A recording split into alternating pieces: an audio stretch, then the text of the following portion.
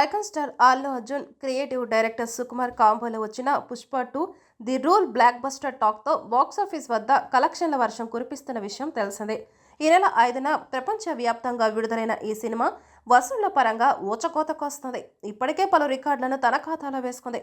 ప్రధానంగా 100 ఏళ్ల హిందీ సినీ చరిత్రలో పుష్ప 2 చిత్రంతో ఐకాన్ స్టార్ కొత్త రికార్డు క్రియేట్ చేస్తున్నారు. ఇప్పటివరకు హిందీ సినీ చరిత్రలో ఏ సినిమా కలెక్ట్ చేయని విధంగా కేవలం 15 రోజుల్లోనే 632.50 కోట్ల వసూళ్లను సాధించిన తొలి భారతీయ చిత్రంగా పుష్ప 2 ది రూల్ ఆ ఘనతను సాధించింది. ఇప్పటివరకు ఎక్కువ వసూళ్లు సాధించిన చిత్రంగా ఉన్న స్త్రీ 2 చిత్రం లైఫ్ టైం రన్ను కేవలం 15 రోజుల్లోని పుష్ప 2 అధిగమించడం విశేషం.